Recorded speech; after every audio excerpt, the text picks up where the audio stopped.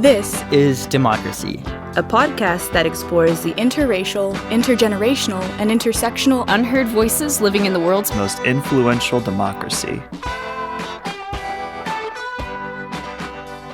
Welcome to This is Democracy.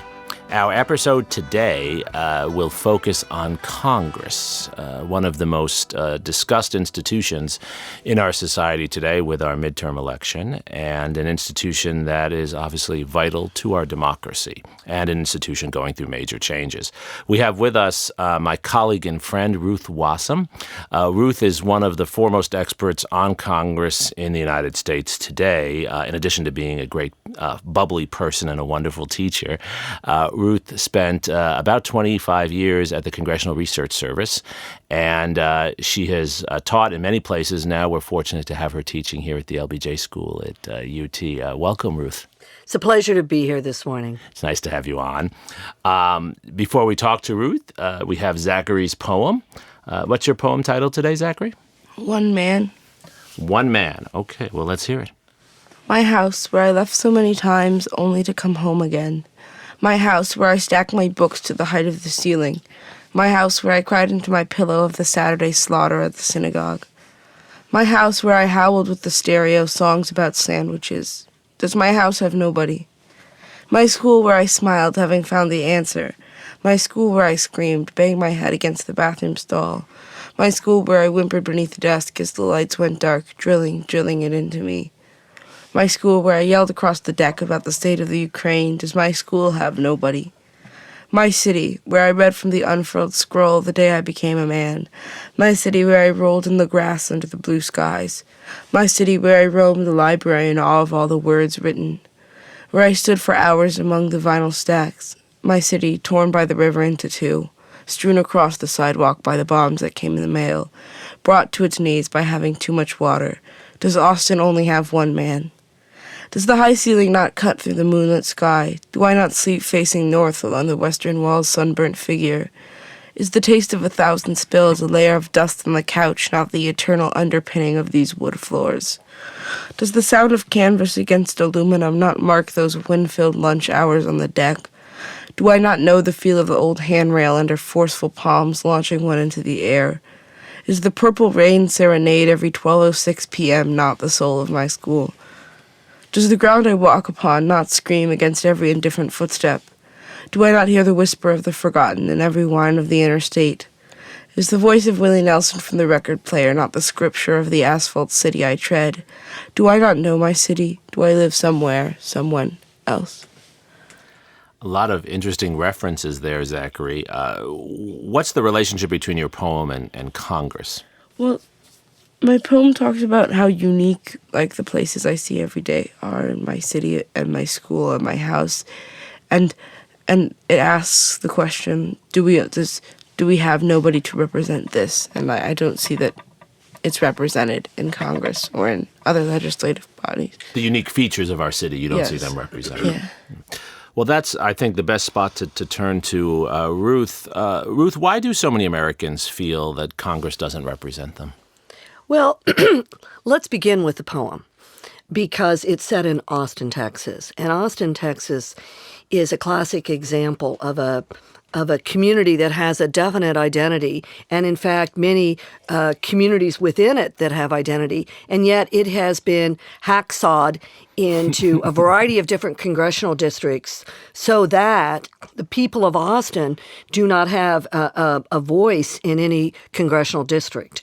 So it's a very real thing that you're experiencing, Zachary, and it has to do with how our congressional districts are currently apportioned. And it raises important issues about representational government and small r Republican forms of government. Right. When we have congressional districts that are carved up in such a way and generally, they were carved up to maximize incumbency. Now, when some states, when they were controlled by a particular party, one of the parties was much wiser, cleverer, smarter, whatever you want to say, in carving up their jurisdictions so that their candidates or candidates representing their political philosophy would be more likely to be represented. Is this a new phenomenon? Well, gerrymandering was named after Eldridge Gerry from New York State, wasn't it? I think he's from Massachusetts. Massachusetts, from the early federal period. So it's not new, but we've gotten so intelligent in our use of data and our the ability to analyze it, using computers and all sorts of different things very quickly and efficiently, that it's not like back in the day where somebody had stacks of paper and election returns and they were trying to draw a map, in pencil. Now you can just do it in an instant, and you can come up with algorithms to draw the districts. Why does Congress do this? I mean, people are taught in schools that Congress is a legislative policymaking body that's designed to represent the people. Why is there such an emphasis on this? And has that emphasis grown in the last 20 to 30 years? Is it just the new technology, or is it actually a greater emphasis upon being reelected at all costs? Well, it is interesting, and I don't know the answer to that on the whys. I'm sure different people had different motivations. I know in some states there was a desire by both parties to preserve incumbents. Right. They got together. And it didn't benefit Democrats or Republicans. It benefited incumbency. A kind of collusion. Well, that's that. I would not have used that word, but yes, I suppose it's apt.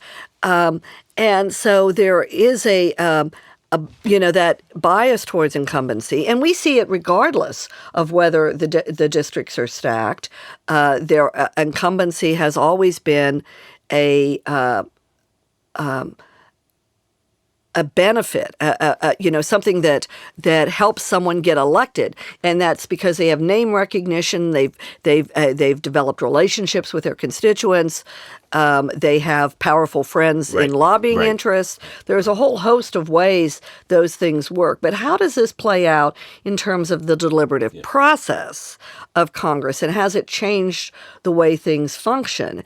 And I think that you can see that in places, if you look at the difference between districts that are highly competitive, and there are fewer and fewer now, those individuals who arguably, and you can look at election returns over time, and we've done that and studied it, looking at districts that are highly competitive, their members are not any less partisan than the ones that aren't. Interesting. Because when you're guaranteed re-election, if the district has been cut to serve you, you can do pretty well what you want to do. Mm-hmm. So there's an incredible amount of power on the individual member. So I was surprised to see how, at least in the historic analysis, in the data over time that I looked at competitive seats,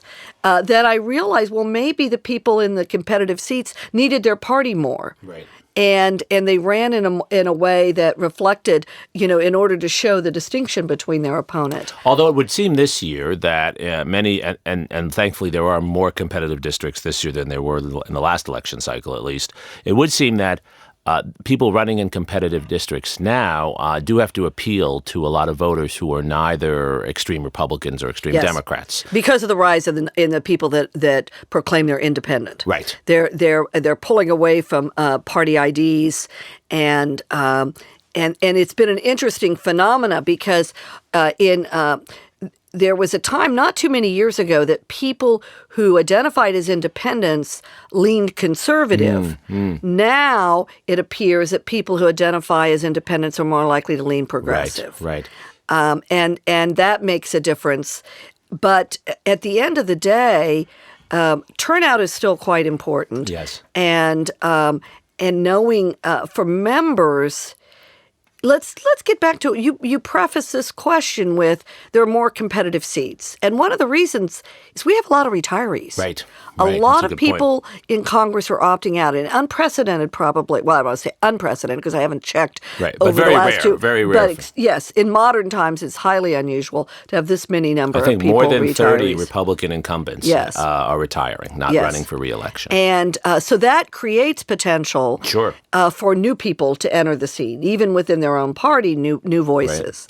Right. And it's made it a lot more exciting.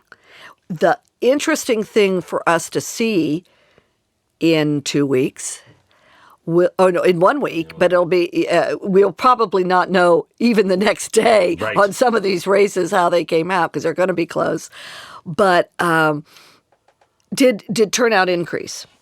And that's something we can look at. Right. That's something we can see. Did these competitive seats gin up interest among voters? Right. And that'll be very easy to measure. Yes. And will that? And this is where it gets even more interesting to me.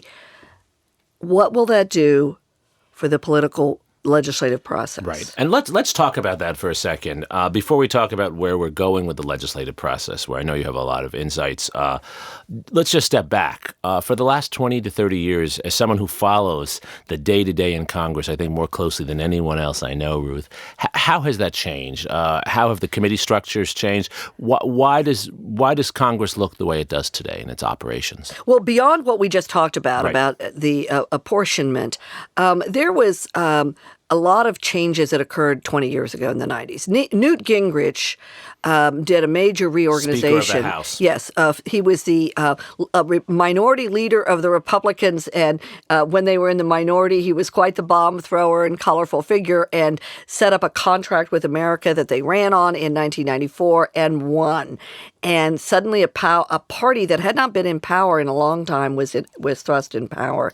They changed their whole style away from the style of Bob Mitchell of Illinois, who was a Midwestern Republican, and always interested in governing and being a player, and worked with the Democrats because he wanted to have influence and an impact, to someone who had not worked with the Democrats, who'd offered a very clear distinction.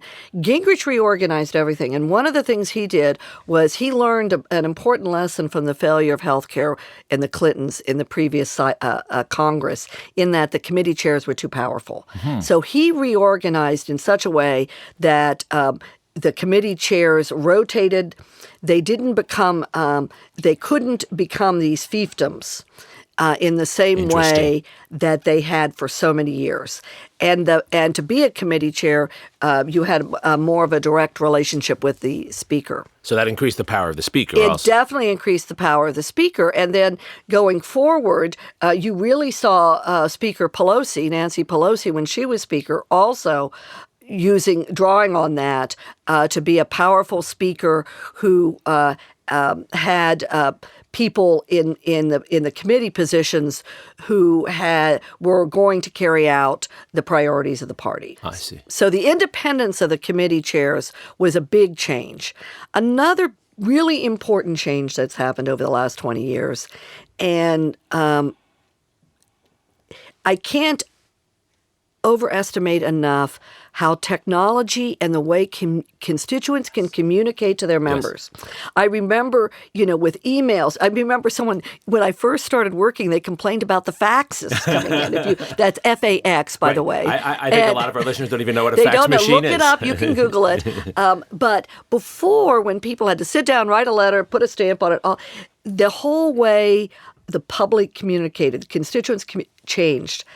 That meant congressional offices had to change. Yes. And they shifted away. Members used to hire, if there were policy areas that they wanted to be, they were particularly concerned with, they'd hire someone on their staff who had expertise in that. So not just committee staffs who we are supposed to have be staffed by experts in that topic that the committee has jurisdiction over, but individual members often populated their offices with people who had policy expertise. Well, once you started being inundated with constituent stuff and having your ability to stay at office hinge on your relationship with constituents, members shifted their staff around, put a lot more people in casework, and case workloads hit the roof. I mean, the amount of work that came in through casework, they had to. So they shifted away from kind of seasoned policy staff to people that were just cranking out responses to a flood of constituent inquiries. And it changed the nature of a congressional office. They had to set up management systems. The kind of person that the title they used to call the AA, the administrative assistant, which was really more of a senior policy person. Right. That job, suddenly it was more of an office manager. Right. And some offices called them office managers because the whole workload and nature of a congressional office shifted. What about the relationship among members of Congress? It's often said, Ruth, that it used to be in Lyndon Johnson's time, for example, right, that members of Congress spent a lot of time together, having brunch at Lady Bird's table on Sunday morning and things of that sort. Has that changed? Dramatically. And I'll use the example of Dan Lundgren, who was a congressman from California. Okay. He had been a Reagan Republican. Elected to Congress as a young man in the 80s and was considered, a Reagan Republican, conservative for his time. And he lived in a group house with another Republican member and two Democratic members. Wow. And that was not uncommon. Members, their families usually stayed back in the districts. And so they would have just rent a room in a house. And it was not uncommon to see socializing across party lines. So Lundgren, he had been in the 90s, I believe it was in the 90s, he left to run for office in California. He was Attorney General of California. He was there for a while. Well, in the 2000s, he came back. He ran again for Congress, and he served a couple terms. And I remember him commenting on how different it was. Right. How the civility, the kind of just informal relationships and friendships and the time spent together that the milieu had totally changed. Yeah. And why? Why did that happen? Well, a couple things. One was that they moved the work week around. Okay. And they wanted a family-friendly work week so that members could go home. So they started the work week on Tuesdays through Thursdays. All the votes would happen Tuesdays through Thursdays. And that's what all the committee business would occur. So they had more time to raise money. So they would go back home to be with their family, Jeremi. That's family friendly, and it was. And so when members are there, they really work hard. Sure, of course. I mean, all day long, breakfast meetings all day. The Rules Committee always met at night, almost always, and it was very hard. Well, they didn't socialize with each other anymore. Right. So a lot of the places and other, you still see, and one of the reasons the Senate was seen as staying more congenial was senators usually moved their families because they're on 6-year terms. So you'd see a lot more bipartisan friendships, relationships across families and stuff with the senators because they were there all the time and develop these relationships in a way that the House members some of them even sleep in their offices. Yep. Yeah, Senator Ben Sasse does that, I believe. Does he do that too? Yeah, interesting. Our former LBJ colleague. Yeah. So that you don't have the same collegiality that you used to have. Politics has also gotten ugly. Sure. I'm not going to say that there hasn't been a change in what's people keep pushing the envelope in saying things and getting away with it. Yeah. Whereas before you would have been sanctioned on the floor. Sure. Censure was a big deal before. Right? It was a very big deal. And so those now we all know that there was a time when someone took his cane and caned another person 150 years ago or longer ago. On the eve of the Civil War, But that was rare, and that's why we still remember it. Right. We haven't gotten to caning yet, thank God. I must confess, I grew more and more concerned with the demeanor Yes. and the way Yes. members treated each other. It's a concern of mine that civility. Because you're doing the people's business. Right. I think it's a concern of many voters, and I think especially among younger citizens who want a Congress, as Zachary was referring to, that's more representative, that actually deals with important legislative issues like health care and gun control and things of that sort. This is no longer acceptable. So maybe we can spend our last 5 or 6 minutes drawing on your knowledge and your thoughts, Ruth, on where you see this going. I mean, what kinds of changes can we expect if, as is likely, because of retirements and because of the more competitive districts, if we have a whole new class, maybe like in the early 1970s, a whole new class like of the members Watergate class. Correct, yes, a whole new yes. class. And the Watergate class certainly changed Congress with oversight over the intelligence agencies and things of that sort. And with the committee structure. Correct. Yes. So what can we expect from that historical president of the 1970s for 2019 and 20 after this election? A lot of it will hinge on how they conduct themselves when they come in. The new members. The new members, if they come in highly charged, and still in campaign battle mode, if they don't shift gears into the deliberative process, then we'll have more of the same. If once they're in Congress, they say, okay, I got elected to get things done, and they realize that in order to get things done, I've got to find enough votes. And it's how do we learn how to build coalitions and get and craft our policy proposals to get votes among our colleagues. So it's that blending of what is good public policy, what is the best course of action on a particular policy problem, and then what. And in the course I teach on legislative development, my students have to have 3 options to address the problem. By now, they've already done their 3 options. Then they do, okay, how do I get there? What's the strategy? Right. And many times, after you might have one that you think's the best, but you have 2 more that are doable, that you're perfectly fine with, and that's where you build your compromises and coalitions. Right. So that you might realize that, what's the classic, the perfect is the enemy of the good. Correct. That if you just always hold out for the perfect, nothing happens, and you get bitter. Right.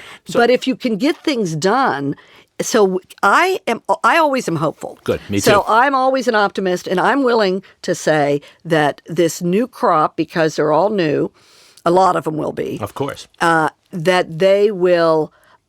Be more. They'll have things they want to see happen. They're going to try to get things done. It will be difficult in an environment where there's such a divide. Right. Do you think there'll be a big difference, Ruth, with so many more women in Congress? I mean, there are more women running now than ever before. Yes. On both sides of the aisle, particularly on the Democratic side, but also on the Republican side. And if you look at the numbers, it's quite likely we'll have far more women in Congress, especially in the House. Yes. Do you think that'll make a difference?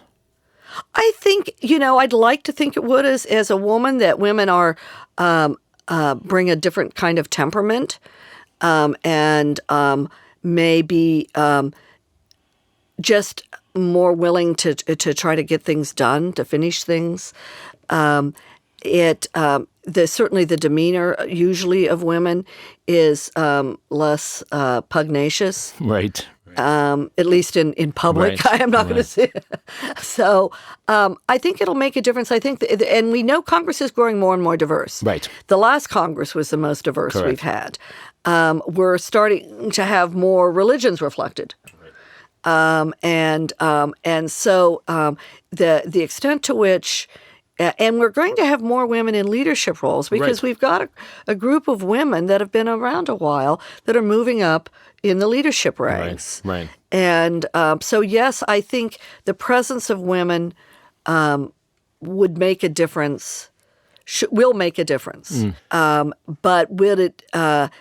I wouldn't look to it as the sole factor. Absolutely. No, it's one of many factors, as you've pointed out so well. So maybe the last question I can ask you now, and we can, of course, continue this discussion after the election when we have more details, but when the new Speaker of the House calls you, whoever that Speaker is, and asks you, what should be my top priority in terms of structural reform? What's the one thing you'd like to see Congress do to make itself more effective going forward and to make itself more representative, or at least to make people feel they're more represented in Congress? I think getting rid of the Hastert rule. Okay, explain. And that was something that the Republicans put in place, that they would not bring a bill to the floor if it didn't have a majority of support in their own caucus. So a majority of Republicans had to support something before any bill could come to the floor. This is why gun control has never come to the floor, right? And a lot of things have never. And it was kind of the what did in Speaker John Boehner. Right. Because sometimes to govern, particularly on appropriations and budgets and military and foreign affairs things, you govern from the middle. Right. And the Hastert rule prevented governing from the middle once the Freedom Caucus was large enough, and that's a conservative group of Congress, kind of morphed out of the Tea Party that won earlier, that they effectively had a veto over anything that could come to the floor. So Congress did not represent in its own functionings the majority of its own members, because there were many times when moderate Republicans and moderate Democrats agreed on something that the conservative Republicans and the liberal Democrats wouldn't have, but we could have gotten a lot of things done without that. And it would have represented the majority. It's such a good insight because one would assume that a majoritarian institution would bring things to a vote where you might have 40% of the minority and 60% of the majority agreeing with it and have enough to pass. But under this procedure, which is a new procedure, right, going back 2 decades, a little less than 2 decades now, something can't come to the floor unless the majority party itself has a majority that supports it. So you're letting a minority rule. Correct. And it makes things much more partisan. It's all about whether the majority party agrees as a whole, rather than building a coalition. And it means there's no need to reach across the aisle. Right. Whereas before, that was part of doing it. And you would often see that play out in committee process. It penalizes reaching across the aisle, as Speaker Boehner did. So found out, yeah. So that's a case where clearly a new crop of members of Congress could change things very quickly. Most people don't realize the rules Congress operates are the rules Congress makes. Mm-hmm. At the beginning of every Congress. So Zachary, to close us out today, what do you think of this? I mean, as we get into this wonderful discussion with Ruth about the complexities of Congress and the complexities of elections, this departs a lot from the way people are taught in civics about Congress. How do young people think about this, and how can we get them more engaged with these issues?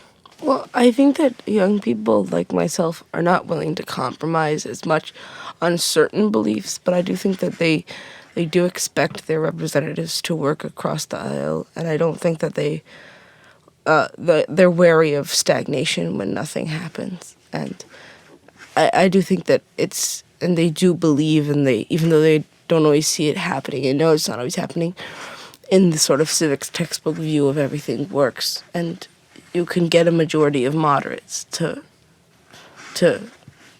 make legislation.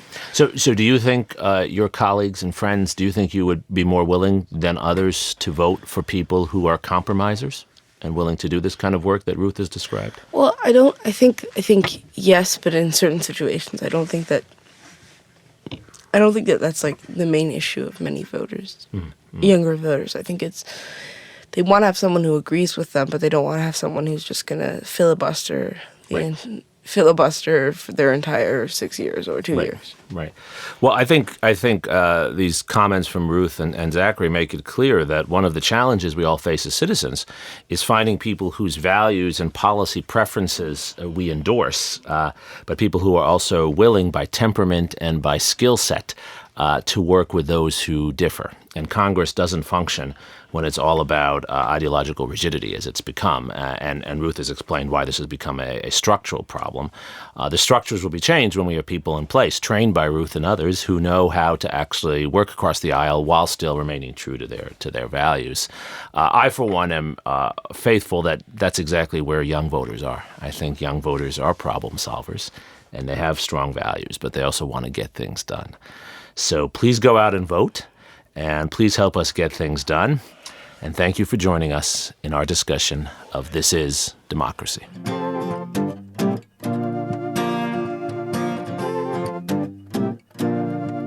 This podcast is produced by the Liberal Arts Development Studio and the College of Liberal Arts at the University of Texas at Austin. The music in this episode was written and recorded by Harrison Lemke, and you can find his music at harrisonlemke.com. Subscribe and stay tuned for a new episode every Thursday featuring new perspectives on democracy.